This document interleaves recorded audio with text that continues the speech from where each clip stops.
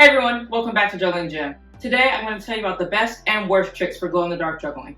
Now in general, most juggling tricks are going to look pretty good with glow-in-the-dark juggling, but there are a few tricks that look particularly bad and there are a few tricks that look particularly good. So today I'm going to walk you through some of those. Of course, the first thing with glow-in-the-dark juggling is make sure that you wear all black, and also if you have a watch, make sure that you switch it from its regular mode to a theater mode if it has it. I'm going to alternate between showing you tricks that are good for glow-in-the-dark juggling and tricks that are bad for glow-in-the-dark juggling. The first trick that's really good for glow-in-the-dark juggling is fake columns. When you do fake columns with the lights on, you can easily see that my left hand is not actually throwing the ball. This works really well if you don't know how to do real columns yet, but you do know how to do fake columns. Something else that's important for glow-in-the-dark juggling is you don't want to have your hand completely over the ball like this, because then it obscures part of the color.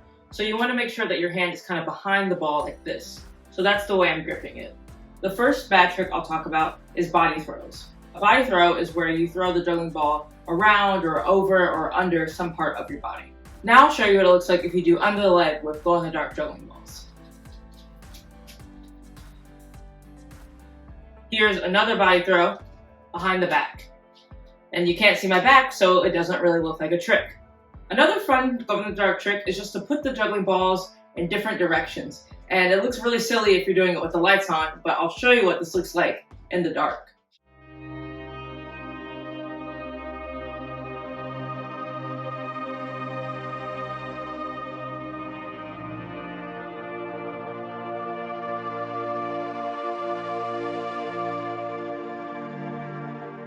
Now remember, you want to keep your hand behind the juggling ball so that this ball is always visible to the audience. Continuous call catches is another trick that doesn't look very good with glow-in-the-dark juggling.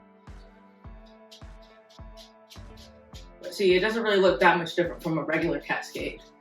There are also some classic juggling tricks that I think look particularly good with glow-in-the-dark juggling. I think the weave looks really good because it's fluid and kind of circular. I think Mills Mess looks good for the same reason. The transition between Mills Mess and the windmill also looks really cool. I also think that the box looks really good with glow-in-the-dark juggling because it's such a rigid pattern. It really contrasts with other tricks like the weave and Mills Mess. So if you're putting together a routine, I would mix up fluid tricks like the weave with more rigid tricks like the box or the factory. Another trick that would not look very good for glow-in-the-dark juggling is lying down while juggling. And it's for the same reason that I already talked about. The audience can't see your body, so they don't really know what trick you're doing. But I think one thing that will look cool is if you start with the lights on while lying down juggling, and then someone turned them off and you kept juggling while lying down. Here's another fun trick that looks really good with glow-in-the-dark juggling.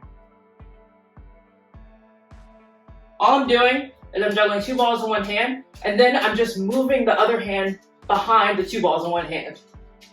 Like that. Thanks so much for watching the video. Please like and subscribe and all that. If you're going to be at the International Jugglers Association Festival or the IJA Festival this week, I will be there. It'd be so cool to meet some of you in person.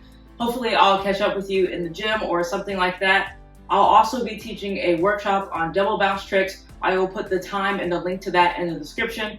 It's free like all the IJA workshops are, so I hope to see you there. Keep juggling and have fun.